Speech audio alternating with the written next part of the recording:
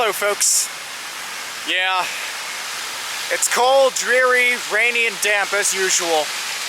It's been a pattern these last few days. On the flip side, though, we're just beginning the fall season, and we start this season off surrounded by a bunch of flags.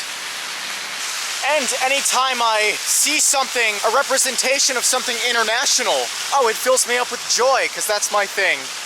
You can see all these different international flags from Germany, Australia, Britain, to Italy, Netherlands, Saudi Arabia, China, Canada, Ireland. And then on the other side, we got some other flags too.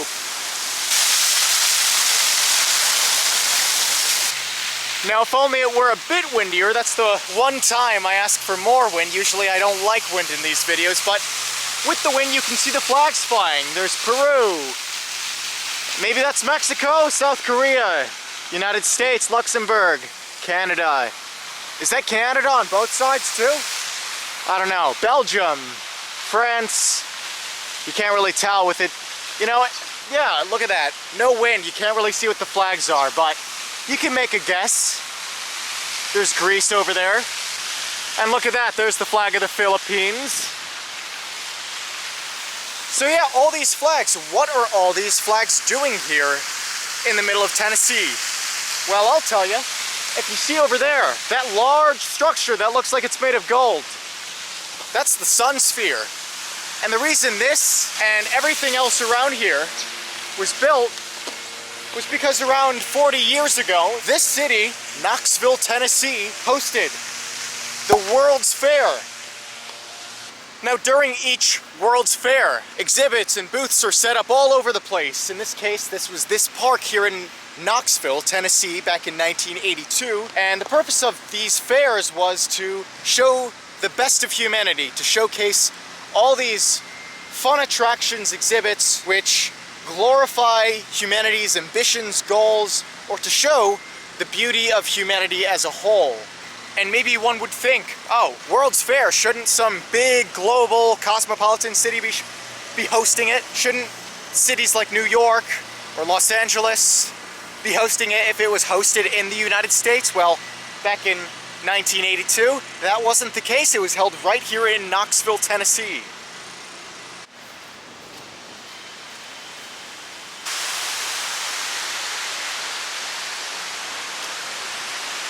Now we're walking up close to the sun sphere, right along this pool, or little pond area that was probably made for the purpose of showcasing whatever was around here during the time of the World's Fair.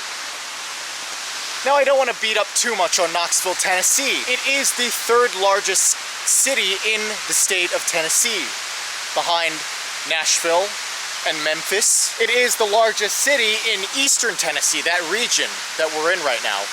But it's kind of strange to me that this place would be chosen for a global exposition. Wouldn't you think? And here we have a grand old amphitheater for whatever events may have been going on here as well. We could have our own little coverage project event here. Good morning, ladies and gentlemen. We are here in Knoxville, Tennessee, looking at this beautiful city that I have never been to. Are any of you from Knoxville, Tennessee? Do any of you have experiences with regard to Knoxville, Tennessee? Are you all excited for this new coverage project video? Yeah, tough crowd sometimes. Now, I often talk about places, towns, cities that are sort of overlooked. I'm talking about towns and cities that may just be swept to the side when people are looking at possible places to visit in a region. For example, let's take this place, because that's what I'm using the example for. So in Tennessee, it might be likely that you've heard of Knoxville, Tennessee. It's by no means a small city, but you'd probably much rather want to go to Memphis or Nashville because they're more iconic cultural cities. But believe me, Knoxville, Tennessee has so much more to offer than one would expect. And for that reason, I really want to declare it one of my, if I had an official list of official coverage project overlooked cities, oh, Knoxville, Tennessee would be a big one. This place is packed with things to do. We are about to embark on a large adventure today. There is a lot of things to do in Knoxville, and it's my duty to share it all with you. The weather here right now today may be depressing and dreary, but I assure you, a visit to Knoxville will be the complete opposite. Let us see what is here to find in this cultural capital of Eastern Tennessee.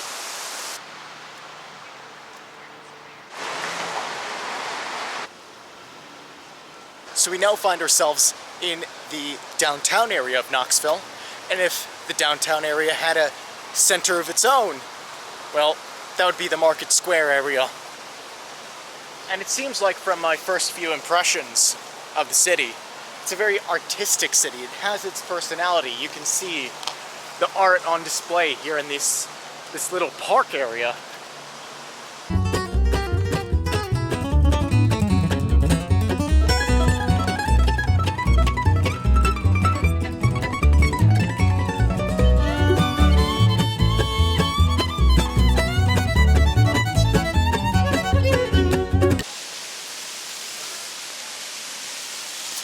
Clear to see all these trendy little marketplaces, if you like that stuff. Lots of shops and very few chains I see.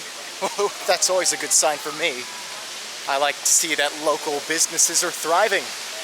As much as here in Knoxville is a trendy city, I guess you would call it, it's also a very southern city culturally. You got the old brick buildings.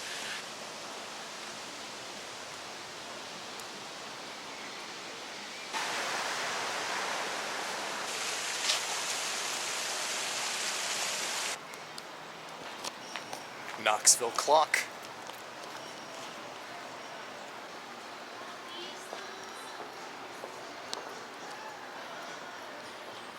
I'm seriously noticing a pattern with all these southern cities.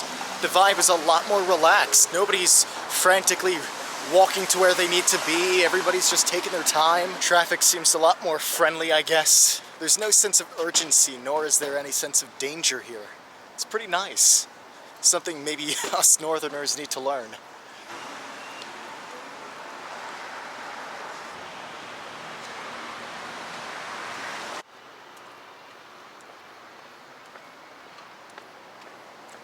Rusted out and brick buildings only tell you one thing. We are in the old city. This part of Knoxville harkens back to probably the days of the Confederacy, maybe a bit later.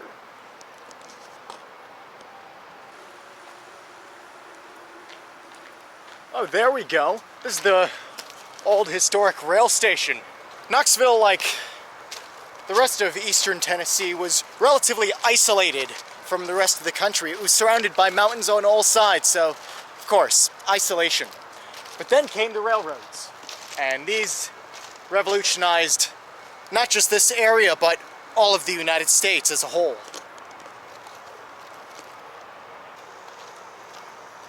Because of these things, the United States was able to connect to this part of Tennessee, and therefore, Knoxville was able to get a lot of economic activity going. Many different companies settled here and established themselves as Tennessee companies, such as, for one, the Tennessee Valley Authority, which if you're in either the state of Tennessee or the area, you might find their TVA signs posted whether you're near a river or some hydroelectric facility. You'll see the TVA on there. And then, of course, other local companies. Yeah, what a historic glimpse. It's almost like we're going back in time with this little panoramic shot. But I'm sure back in the past, life was just so much simpler. You didn't have to worry about these global problems going on in the world. You just had your little local community, and that's all you really cared about or really needed to care about. Especially so in the South, where it was much more disconnected than the North.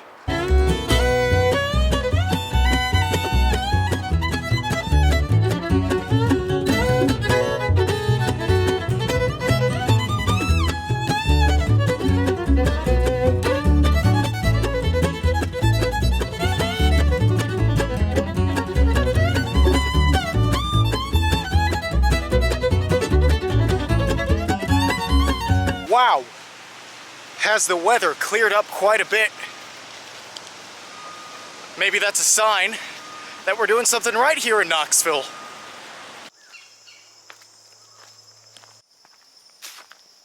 So just because we happen to be in the third largest city of Tennessee doesn't mean we can't explore a little bit of nature too. The Iams, is that how you pronounce it? Iams?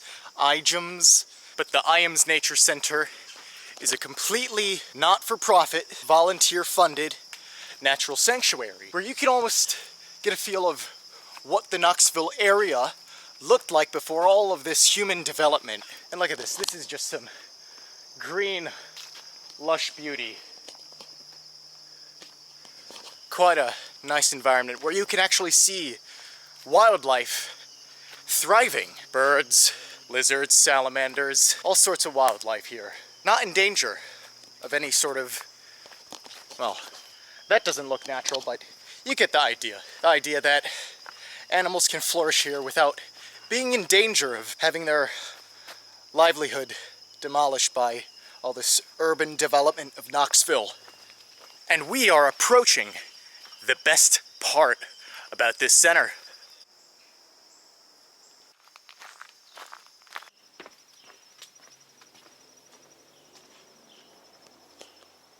As you know, I like to locate the rivers beside each city or town or place we go to.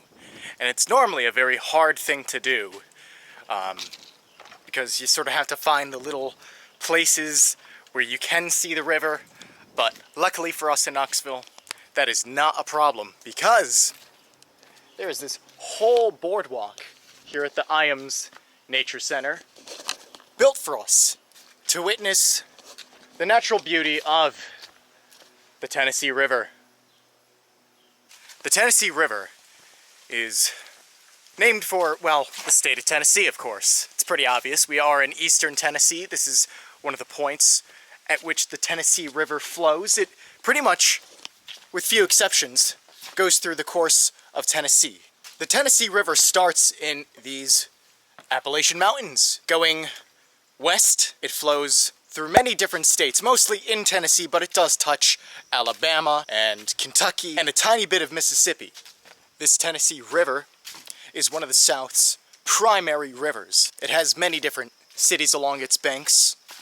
Chattanooga, Huntsville, for examples. Right here in Knoxville, another example. Well, here's where the boardwalk ends, so I guess we gotta go back a little bit. But for me, I like to draw some similarities between the Ohio River. Just like the Ohio River, the Tennessee River shares its banks with many, many different states, and it goes along the same route, east to west. What's more, they both end in southern Illinois, or around that area as they eventually go into the Mississippi River. A couple videos ago I said that one of the tributaries of the Tennessee River eventually flows directly into the Mississippi River, but the Tennessee River here, all of its waters drain into the Ohio River first, then into the Mississippi. So I was wrong on that case.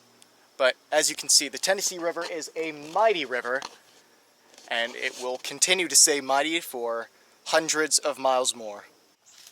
Can't we take a minute just to admire this beautiful scenery of nature? You have all those trees on the other bank of the river, and if you notice, they're starting to turn yellow, along with this boardwalk, which has, sadly, some fallen leaves, which means it is the beginning of fall, and that's a sad thing, because later in a few months it's going to get real cold. No more travels after that for a while. But whatever, let's not think about that.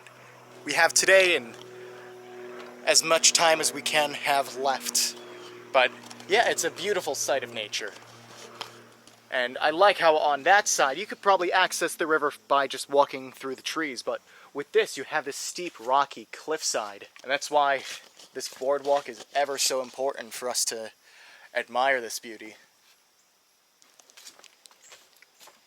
Oh, hold on. I don't know if you can hear that, but my stomach is rumbling. I don't know, I'm probably getting a bit hungry here. That's not a good thing. That's a problem. We had the same problem in Kingsport. Whatever shall I do to alleviate this problem of hunger? I don't know, this seems like a real big issue. What should we do, y'all? I know.